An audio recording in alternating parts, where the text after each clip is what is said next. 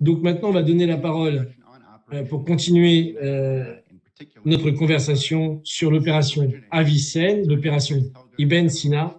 Madame donc qui a proposé cette initiative, la présidente de l'Institut Schiller, et qui est avec l'ingénieur Daoud Azimi, qui est le membre du Front pour la paix nationale en Afghanistan. Je donne la parole à Elga. Simplement faire une remarque à propos de l'opération Avicenne, Ibn Sina. Comment cela est venu? C'est-à-dire, c'est quand l'OTAN a quitté l'Afghanistan en panique en août dernier, tout le monde savait que 80% de la population, afghane, que l'aide venait, 80% des aides venaient des pays étrangers. Et quand les talibans ont repris le pouvoir, évidemment, l'Occident a coupé toutes les aides et gelé les actifs du pouvoir afghan de l'époque. Ça veut dire que tous les moyens financiers des banques centrales, il n'y avait plus d'argent dans les banques, les gens ne pouvaient plus retirer d'argent, ne pouvaient plus faire venir d'argent de l'extérieur, et on savait que le pays allait plonger dans le chaos total. Et c'était déjà dans un état lamentable avant le départ des États-Unis, puisque c'est quand même 20 ans de guerre de l'OTAN qui ont détruit le pays sans rien produire, sans construire une école, sans construire une roue. Ils sont partis avec une économie qui était défaillante. Et les banques centrales ont gelé, tout simplement, tous les actifs, 9 milliards de dollars qui appartenaient au peuple afghan. Et cet argent a été donc gelé, volé, on peut dire. Et naturellement, la situation est devenue très rapidement, s'est aggravée très très rapidement en quelques semaines. Et il est devenu très clair en à peine un mois que 23 millions de personnes en Afghanistan ne pourraient pas passer l'hiver sans mourir de faim. C'est-à-dire que plus de 40% de la population, déjà à l'époque, était en insécurité alimentaire. Vous avez 7 millions d'enfants qui étaient en train de mourir de faim ou en insécurité alimentaire chronique. Donc, c'était une catastrophe humanitaire sans précédent.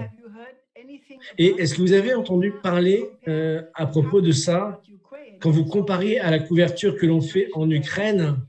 Alors, si on compare par rapport à ce qu'on dit sur l'Afghanistan, vous avez plus de 50% de la population qui sont toujours aujourd'hui en danger mortel par rapport à la situation dans laquelle on les a mis. Et donc, c'est pour ça que j'ai appelé à cette opération Avicenne. L'idée à la base, c'était d'essayer d'alarmer la population mondiale qu'il fallait immédiatement de l'aide humanitaire pour que les organisations internationales soient encore plus aidées et construire rapidement un projet économique d'infrastructure au niveau agricole, industriel, pour remplacer la production de l'opium, qui a été la base de l'économie ces 20 dernières années. Et bon, certains, on a avancé, mais nous, on n'a pas été surpris, mais à la surprise générale, ils ont interdit cette semaine toute la production d'opium sur leur territoire, dont il est aujourd'hui malheureusement très dépendant. Et donc, j'ai appelé à cette opération Avicenne, qui était l'un des plus grands physiciens de l'histoire de l'humanité. Il a écrit, donc il a vécu entre 982 et 1024. C'était l'un des plus grands physiciens de l'époque. Il a écrit tout un ensemble de méthodologies pour la médecine. Il a écrit tous les livres qui sont devenus la base pour la renaissance dans la médecine au XVIe et XIVe, XVe, XVIe siècle. Il a découvert l'importance des quarantaines, par exemple, pour mettre fin aux épidémies à son époque, et qui est devenu aussi un modèle pour même la pandémie actuelle de Covid-19. Et l'idée, c'était d'utiliser, j'ai dit, il faut lancer cette opération Avicenne pour sauver l'Afghanistan. Parce qu'il est né à Afshana, dans l'actuel Ouzbékistan, mais c'est un héros, en fait, qui a inspiré pour toute la région et en particulier pour l'Afghanistan. Et j'ai dit au moment de la pandémie, on doit construire un système de santé moderne à l'échelle internationale pour chaque nation.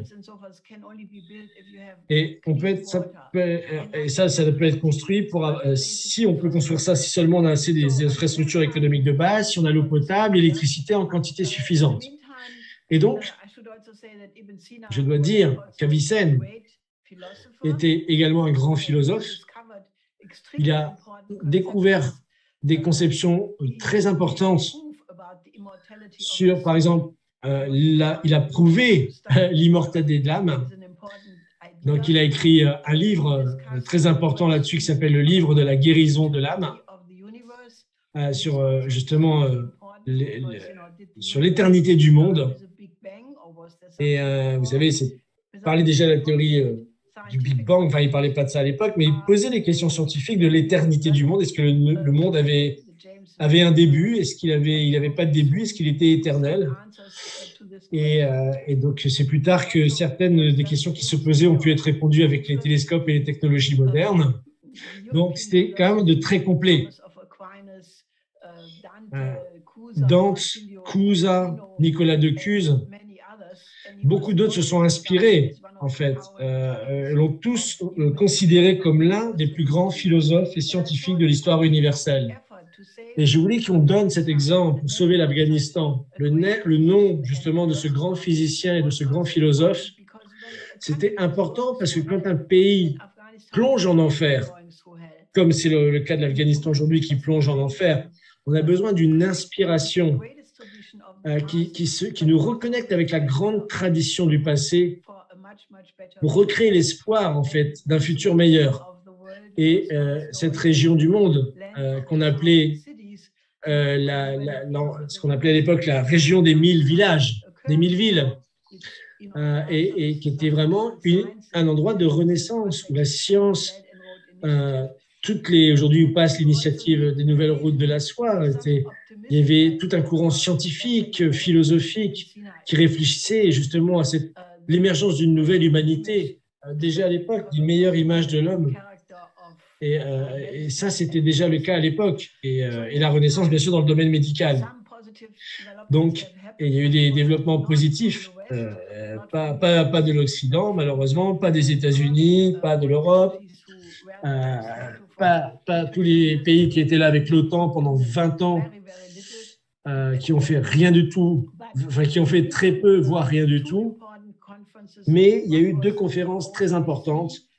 Une conférence de l'Organisation pour la coopération islamique, qui a eu lieu à Islamabad, pour créer justement un fonds humanitaire pour le développement, justement pour l'aide. Justement, c'était il y a quelques semaines.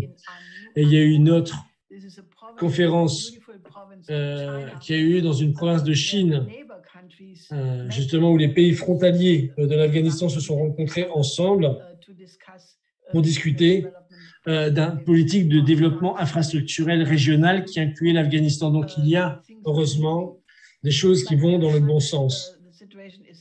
Mais la situation aujourd'hui est dramatique sur place et on ne doit pas se duper soi-même par rapport à la réalité de la situation qui est dramatique. Et cette opération Avicenne, c'est très difficile de gagner du soutien. Moi, je n'ai pas abandonné et je sais que mes collaborateurs n'ont pas abandonné parce qu'on doit mettre ça dans l'agenda mondial parce que ce pays, pour les Afghans, pour son futur. Et je voulais juste rapidement dire ça, quelques remarques comme ça pour présenter cette opération et présenter Daoud Azimi, qui est donc membre du Front National pour la paix d'Afghanistan et à qui je donne la parole.